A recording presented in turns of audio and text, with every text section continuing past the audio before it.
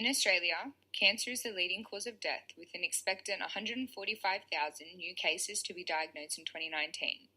Of those, almost 50,000 will result in death. By the age of 85, 1 in 2 Australian men and women are diagnosed with cancer, while 1 in every 5 of those are killed from the disease. More than $4.5 billion is spent on cancer in direct health system costs every year. So what is cancer?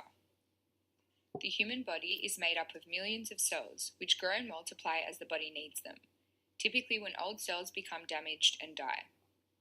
Cancer is a disease which sees these cells multiply in an uncontrolled manner and then begin to invade surrounding tissue. This causes extensive amounts of damage and, in many cases, death. Symptomatic patients may have their cancer diagnosed through imaging procedures, such as X-rays, CT scans, MRIs, nuclear medicine scans, and ultrasounds. If these images show signs of cancer, then a biopsy is required, which includes removing a sample of the infected tissue and having a pathologist analyze it under a microscope. Asymptomatic patients may have their cancer diagnosed through screening tests, which have been developed to allow for the early diagnosis of some cancers. Of these include the pap smear, mammography, and fecal occult blood tests. Computed tomography is an imaging procedure that uses special X-ray equipment to create detailed pictures or scans of areas inside the body. CT can be a life-saving tool for diagnosing illness and injury in both children and adults, as it is fast, painless, accurate, and especially non-invasive. CT takes slices of the body which can create 2D or 3D images of the organs, bones, and other tissues. Through the use of computer programs, both types of pictures are able to be constructed depending on what diagnosis is required. Older CT techniques use the method of taking multiple images of the body one at a time. Currently, there are new modern CT machines which take continuous images of the body in a helical or spiral fashion.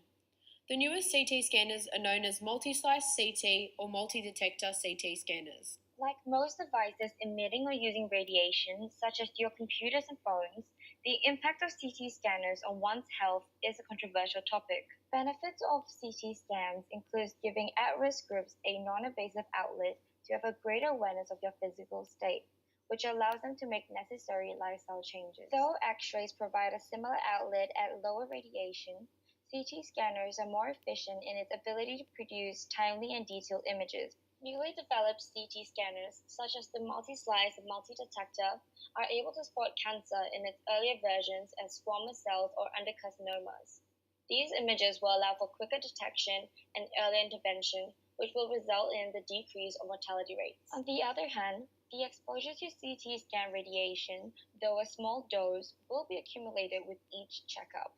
The impact of accumulated radiation dose for each patient will vary depending on your radiosensitivity. Studies have shown that young females are the most susceptible to CT radiation effect. Hence, an individual's risk of cancer has to be considered alongside false positive and true positive results when CT is in use. Further, variables such as age, family history, and lifestyle will challenge the cost-effectiveness and ability to implement a standardized CT checkup for everyone in society. Weighing up the pros and cons, it seems there is a real case to be made for whole-body CT scanning, especially in asymptomatic individuals in the way of the early detection of disease. First, it is important to understand what an asymptomatic individual is.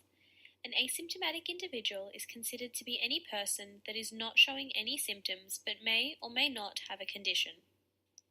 There are a number of issues with whole-body CT screening in this case. First and foremost, there is no evidence to suggest that whole-body CT screening is an effective diagnostic tool for patients without symptoms. Many of the world's most prolific medical professional societies, such as the FDA, have come out against the use of whole-body CT scanning in such cases. Often, abnormal findings are not indicative of a serious health problem. Rather, it becomes the catalyst for more follow-up tests that can be invasive, expensive, inconvenient, and uncomfortable. That is not to say that it is completely useless for asymptomatic patients. Medical professionals are still discussing the value for high-risk patients. A high-risk patient is someone who has a history of neurological problems, a family history of aneurysm, stroke, cancer, joint or extremity problems, unexplained pain or unexplained weight loss or fatigue.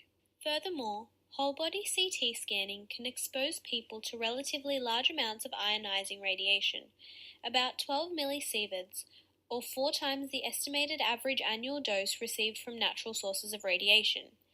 The ionizing radiation is associated with a small increase in the possibility of developing cancer at a later stage in life.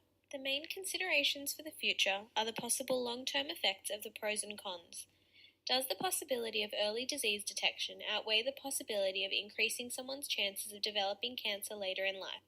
Whilst whole-body CT screening is arguably an immensely powerful diagnostic tool, the ionizing radiation it emits should be considered carefully. Exposure to this radiation is something that should be minimized if possible, and therefore whole-body CT screening in asymptomatic patients that are not considered to be high risk should be discouraged. It is crucial that asymptomatic individuals consult their physician and weigh up the pros and cons to determine if whole-body CT screening is right for them.